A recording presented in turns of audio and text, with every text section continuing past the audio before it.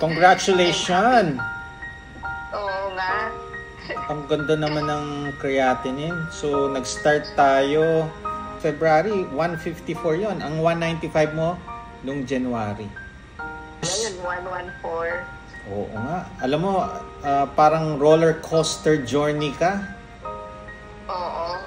Yung ang ganda, bumababa, ang ganda, tataas, bababa, tataas. Pero hindi mo pinigilan, hindi mo tinantanan ang low carb. Pero tingnan nyo, ang ganda ng improvement from CKD4 ngayon CKD3B. Ang EGFR nyo is 43. Congratulations talaga. Tapos 43. Dalawa na lang CKD3A. Dalawa na lang, ha? Doktor ko dito.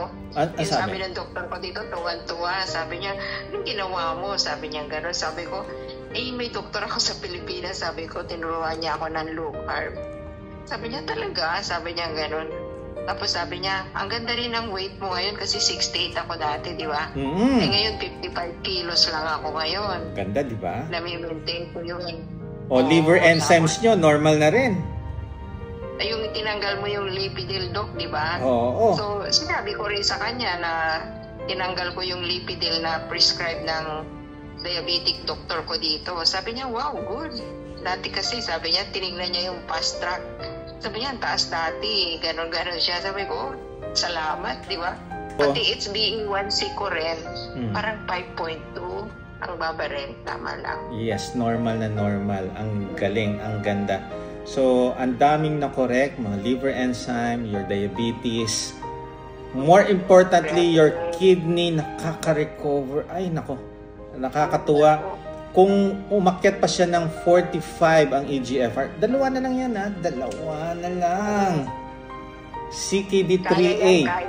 Mild na po yan. Mild na CKD yung ano. Talagang, although, may mga roller coaster tayo, ang nangyayari dito is patuloy pa rin tayo bumabangon, minsan na makalimot pero babalik. Pero tingnan natin, ang mahalaga dyan, andyan nakabantay ang endocrinologist mo, nephrologist. Ngayon, ayusin din natin yung infection sa UTI.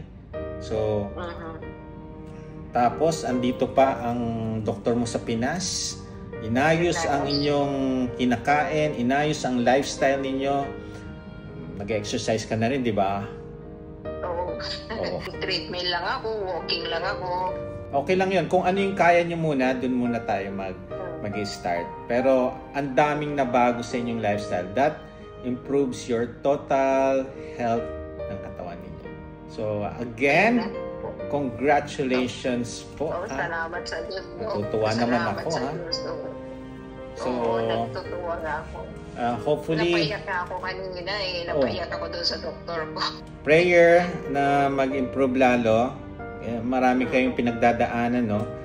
Pero sa health ninyo is lalong improvement ang ipag-pray natin, ha? Opo, salamat Dok. Talaga, salamat ng marami. So, congratulations. Paano nyo nga pala ako natutunan na message? Saan yun nakita? Kasi nga, dasal ako ng dasal. Tapos naghanap ako ng doktor na makakaayos ng kidney. Kasi, basta sabi ng mga iba, bakit sila gumagaling daw, paano daw sila gumaling sa food style. Sabi ko, may doktor sana, ayoko nung mga albularyo, mga ganon-ganon. Tapos sa kaka-browse ko, nakita ko kayo. Ayun, tapos pinahanap ko sa kapatid ko yung address nyo dyan sa Pilipinas. Tapos yun, sabi ko, i-contact mo ako at gusto ko makipag-usap kay Doc. Kasi nga, sabi sa akin dito lalagyan na raw ako ng pistola dito sa braso. Natakot ako doon. Sabi ko, pagka dinialysis ka, mamamatay ka na, di ba? Parang ganun. So, sabi ko, yoko. Kaya, thanks God talaga kasi na-meet ko kayo kahit sa YouTube, di ba? Nakakapag-usap tayo at saka talagang yun, dahil talaga. Ayun, congratulations ulit. And thank you so much for believing in us, trusting in us, no? At hopefully maikalat natin sa ibang may mga kakilala Mga kayo. kapatid ko nga, sinasabi ko sa kanila,